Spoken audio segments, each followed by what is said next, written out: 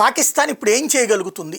వాస్తవంగా టోటల్గా 9 ఉగ్రవాద స్థావరాల మీద జరిగినటువంటి దాంట్లో సుమారు 80 మంది వరకు ఉగ్రవాదులు హతమయ్యారంటున్నారు. ఇంకా క్లియర్ కావాల్సి ఉంది. ఇండియన్ ఆర్మీ కాల్పుల్లో ఇప్పుడు ఏది మన దేశం మీదన కాల్పులు జరుపుతున్నది వివిధ సెక్టార్లో పాకిస్తాన్ ఆర్మీ. దానికి ప్రతిగా భారత పౌరులు ఇక్కడ 3 చనిపోతే పాక్ సైన్యం కాల్పుల్ని ఇండియన్ ఆర్మీ తిప్పికొడితే ఈ కాల్పులు పలువురు పాక్ సైనికులే మృతి చెందారన్నటువంటి విషయం కూడా ఇక్కడ స్పష్టమవుతుంది. ఇదంతా ఒక ఎత్తు అయితే పాకిస్తాన్ ఇప్పుడు చేయగలిగేది ఈ కాల్పులు ఒకవైపు. నెక్స్ట్ ఎయిర్ స్ట్రైక్స్కి రావచ్చు. అంటే యుద్ధ విమానాలతో సరిహద్దుల్లో ఎక్కడో 1-2 చోట్ల దాడి చేయడానికి రావచ్చు. అది మేబీ సైనిక స్థావరాల మీదనే దాడి చేయడానికి రావచ్చు. క్రిందసారి కూడా పఠాన్కోట్ సైనిక స్థావరం మీద దాడి చేయడానికి వస్తేనే మనం రిటాలియేషన్ అటాక్ ఇచ్చాం. ఇది నెంబర్ 1.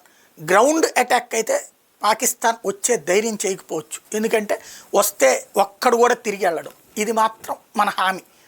ఎందుకంటే మన గ్రౌండ్ కమ్యూనికేషన్లో గ్రౌండ్ అటాకింగ్లో మనది అత్యంత పవర్ఫుల్ వ్యవహారం. ఇకపోతే నేవీ అటాక్, అది పాకిస్తాన్ ఒక చిన్న ప్రయత్నం చేయాలని కూడా కోరుకుందాం. దానివల్ల మనకు కొంత లాస్ ఉంటుంది. కానీ మన సైన్యం కొట్టే దెబ్బకి పాకిస్తాన్ పోర్టులు 2 లేచిపోతాయి.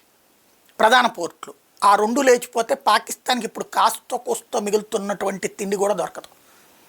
అది కాబట్టి పాకిస్తాన్ చేయడానికి చేస్తుందనడానికే సిద్ధపడదాం మనం. చెయ్యదు అనుకోవద్దు.